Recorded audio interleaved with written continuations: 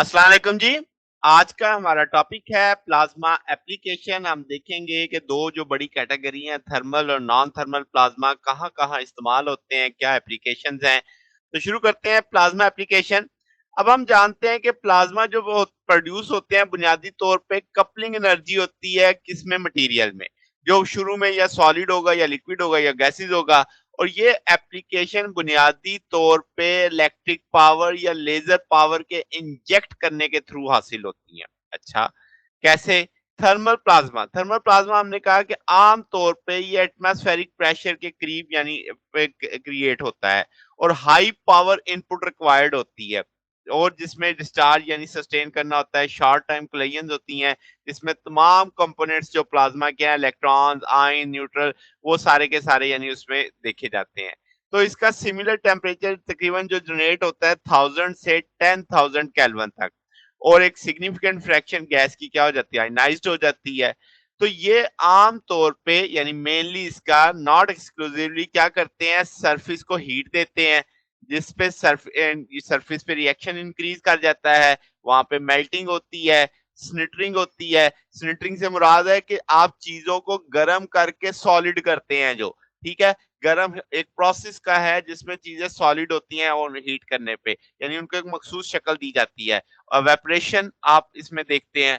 अब अगर आप इस थर्मल प्लाज्मा की एप्लीकेशन देखें तो वेल्डिंग एक सबसे मेजर इसकी एप्लीकेशन आएगी, मैटर रिकवरी, फिर आपके पास वेस्ट ट्रीटमेंट के जो सरफेस से आप उतार सकते हैं, प्लाज्मा स्प्रे का देख सकते हैं, आर्क लाइटनिंग देख सकते हैं, प्लाज्मा स्कैपल्स देख सकते हैं, ओजोन प्रोडक्शन है, पानी की फिल्ट्रेशन के लिए ये बुनियादी तौर पे इस्तेमाल किया गया था और इलेक्ट्रिकल स्विचेस का मामला देख सकते हैं।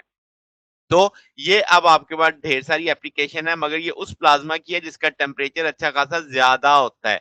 अब हम बात करते हैं नॉन थर्मल प्लाज्मा की। तो ये आम तौर पे लो गैस पे ऑपरेट करते हैं यानी एटमॉस्फेरिक से कम वाले पे और यहाँ पे कोलिजन्स भी कम होती हैं। इसकी इनपुट पावर जो प्लाज्मा वो भी आपके पास बेहद कम होता है। इसमें आपके पास जो टेम्परेचर की रेंज है 10,000 से 50,000 के बीच में होती है।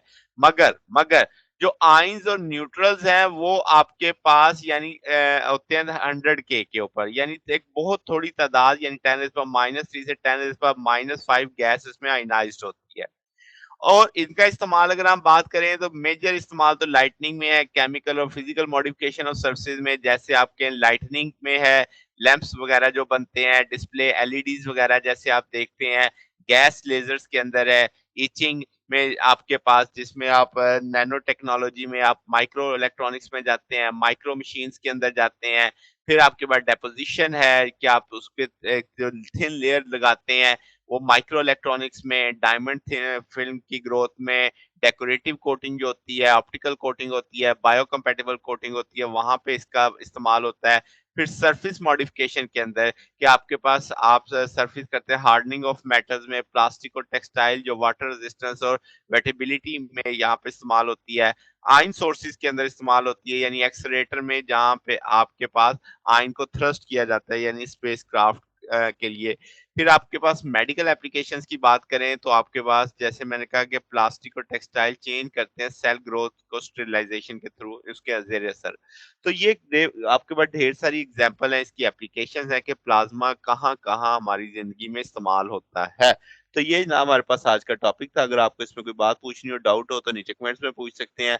वीडियो अच्छी लगी हो तो वीडियो को लाइक कीजिएगा, दोस्तों के साथ शेयर कीजिएगा, चैनल को सब्सक्राइब कर दीजिएगा। अब तक के लिए इतना ही, बाकी इंशाल्लाह फिर नेक्स्ट देखेंगे। ओके, अल्लाह हाफ़िज़।